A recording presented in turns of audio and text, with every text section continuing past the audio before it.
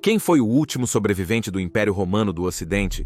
Esta é uma pergunta que à primeira vista parece muito fácil. Parece evidente que o reino de Siagrius foi o último estado romano remanescente do antigo Império Romano do Ocidente, porque Siagrius foi o último governante romano legítimo no Ocidente e, portanto, com a queda de seu domínio, assim caiu o último farol de Roma na Europa, este último farol de luz em meio à escuridão crescente dos reinos bárbaros. Ou pelo menos essa é a imagem que se pode ter ao olhar para os antigos mapas da Europa Ocidental e ao ler os relatos de historiadores antigos.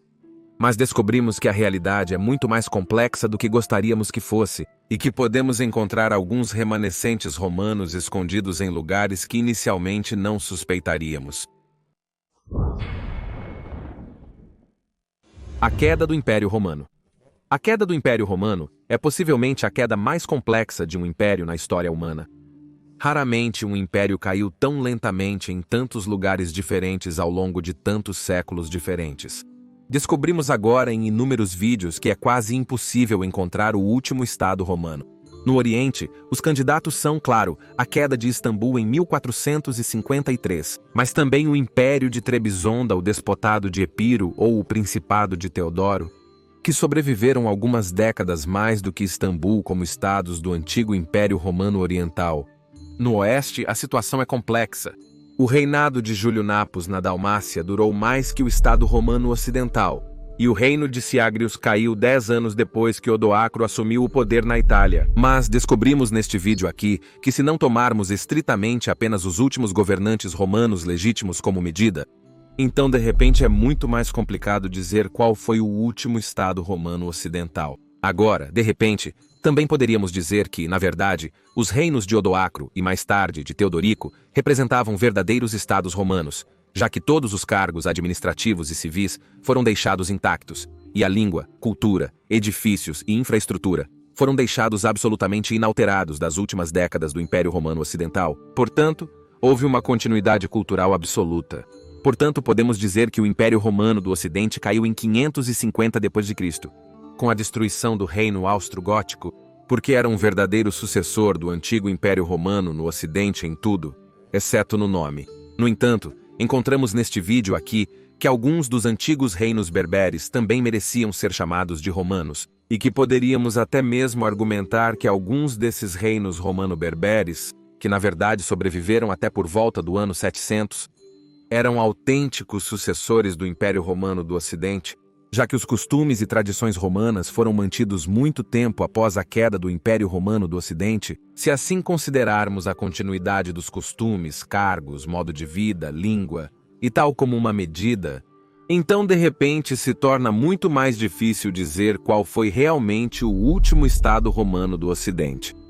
Porém, além desses possíveis remanescentes do Império Romano do Ocidente, existe outro que pode ter sobrevivido muito mais tempo do que até mesmo os reinos romano-berberes. E nós o encontramos em um lugar onde menos suspeitaríamos, já que essa parte do Império Romano no Ocidente foi uma das primeiras a ser abandonada por Roma, ou seja, na Britânia Romana. A Britânia foi totalmente abandonada pelos romanos no ano 407 d.C., como resultado da invasão da Gália após 31/12/406 d.C. Nesse ano, a fronteira do Renato foi violada, e mesmo que os foederati francos inicialmente tenham tido sucesso em repelir os invasores, eram apenas muitos, e então eles ultrapassaram as defesas de fronteira e saquearam muitas cidades na Gália. Stilicho, o protetor do Oeste, estava ocupado até agosto de 406 com a defesa da Itália, e então as tropas na Reino Unido se rebelaram quando a notícia da devastação da Gália chegou até eles. Portanto, uma série de novos imperadores foram proclamados pelas tropas, e finalmente, em 407 d.C., o usurpador Constantino III deixou a Reino Unido e levou consigo todas as tropas romanas restantes e partiu para a Gália. Agora, podemos considerar este como o fim da Reino Unido romana, mas na verdade, o Império Ocidental nunca viu dessa maneira. Sim, o controle militar na Reino Unido foi realmente abandonado, mas os imperadores romanos ocidentais posteriores sempre se referiram a Reino Unido como ainda pertencente ao Império Romano. E, de fato, evidências arqueológicas mostram que até os anos 450 d.C., a vida romana continuou bastante inalterada na Britânia. Os abastados donos de terras viviam em suas propriedades luxuosas indiferentes ao mundo. A vida romana permaneceu praticamente inalterada por décadas após a partida do exército romano. Foi apenas depois dos anos 450 que as invasões anglo-saxônicas começariam a sério e que os romano-britânicos agora teriam que se fortificar nos antigos fortes romanos. E que muitos assentamentos romanos e as grandes propriedades de terra foram abandonados e começaram a cair em ruínas. Eu fiz um vídeo sobre o estado da cidade de Londres algumas décadas após a retirada das tropas romanas. E se você é um nerd de Roma como eu, então você certamente vai adorar os anéis maravilhosamente detalhados e outros acessórios romanos da loja Senatus Populusque Romanos. Esses caras fazem itens realmente incríveis, cuidadosamente feitos à mão, e você certamente encontrará algo em sua loja. Link na descrição. E eles até fazem o único e oficial anel do canal Majorianos, que você pode encomendar em bronze e até mesmo em prata para honrar o legado do imperador Majorian. Acredito que Majorian ficaria orgulhoso vendo isso. Com o código Majorianos, você ainda ganha um desconto de 10% em todos os seus itens. Então vá e confira sua incrível loja. Agora é possível encomendar mercadorias do Majorianos, canecas, camisetas na minha página de mercadorias oficial, para a qual, claro, incluo o link na descrição. Július Valérius Majorianos ficaria bastante surpreso ao ver toda essa mercadoria, e Hickema ficaria super ciumento porque ele não recebe um único item. Coisas bastante incríveis, então vá e confira. Curiosamente, no oeste da Reino Unido, especificamente País de Gales, os romanos já haviam se retirado uns 20 anos antes da usurpação de Constantino III. Naqueles anos, Magnus Maximus havia se proclamado novo imperador dos romanos e tinha levado grande parte das forças militares para o atual País de Gales. Naqueles dias, essa região havia se romanizado ao longo de 300 anos de ocupação romana. Após a retirada das tropas romanas, essa área foi deixada para se defender sozinha. Foi em 383 d.C. que Magnus Maximus deixou a ilha. Mas naqueles anos, veio alguém para o País de Gales, chamado, na história, Britonum, Padarn, Beishut, que pode ser traduzido como Paternus, da túnica escarlate, filho de Tegite. Túnica escarlate indica uma alta patente militar romana. Ele pode ter sido um oficial romano, estacionado no norte da Reino Unido por Magnus Maximus, ou ele pode ter sido um chefe germânico que recebeu uma patente militar romana, tendo assim sido feito foederate do Império. Seja qual for o caso, ele provavelmente lutou pelo Império Romano do Ocidente e fez parte de suas legiões. Após a retirada de Maximus e suas tropas, o comando de Padarn, no norte da Reino Unido, perto do Muro de Adriano, durou por mais algumas décadas, e foi então continuado por seu filho Aedirn, que é derivado do romano Aeternus.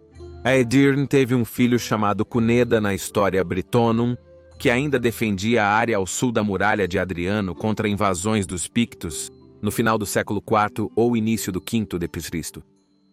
No País de Gales, entretanto, a retirada completa de todas as tropas romanas deixou-o indefeso contra invasões de saqueadores da Irlanda e da Ilha de Man. Por razões não totalmente claras, Cuneda, seus filhos e todo o seu séquito mudaram-se para o norte do País de Gales, lutaram contra saqueadores e retomaram o controle romano-britânico da área. Ou, alternativamente, o que não está totalmente claro, eles poderiam ser apenas oportunistas, que queriam assumir o controle desta área indefesa. Então Cuneda, descendente de Aedirn e Padarn, estabeleceu um domínio lá e se tornou o primeiro governante deste reino romano-britânico, que passou a ser conhecido como o Reino de Gwynedd. No entanto, é provável que essa área tivesse um nome completamente diferente naquela época. Provavelmente ainda com seu nome romano de País de Gales ou Norvália. O nome Gwynedd, de origem irlandesa, provavelmente evoluiu após o estabelecimento do reino. Cuneda reinou por muito tempo, até cerca de 440 d.C., e morreu tão tarde quanto 460. A língua oficial escrita deste reino era o latim, e Cuneda se via como um legítimo sucessor de Magnus Maximus. Na verdade, até mesmo os reis posteriores de Gwynedd se referiam a si mesmos como sucessores de Magnus Maximus. Por exemplo, a coluna de Eliseg, perto da cidade de Llangollen, no País de Gales, foi erguida por volta do ano 855 d.C. pelo rei Singin ap Sedil. Fascinantemente lista Magnus Maximus como o ancestral desse rei.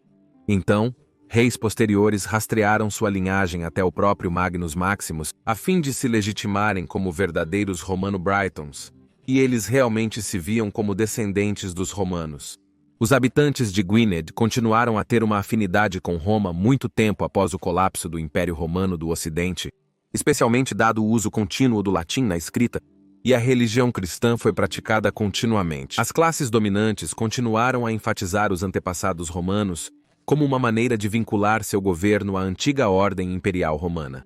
De acordo com alguns estudiosos, como João Davis, existe um herdeiro decididamente britônico e até mesmo romano para o início de Gwynedd, e o patrimônio romano era tão forte que Brian Ward Perkins, um estudioso a quem respeito muito, escreveu: demorou até 1282, quando Eduardo I conquistou Gwynedd, para a última parte da Britânia romana cair, e um forte argumento pode ser feito para Gwynedd como a última parte de todo o Império Romano, leste e oeste, para cair para os bárbaros.